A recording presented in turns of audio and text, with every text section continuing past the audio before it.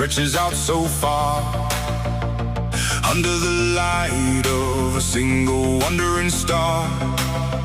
I've chased the neon and the city height, but nothing feels as warm as the kitchen light. I'm tired of the noise and the concrete sky.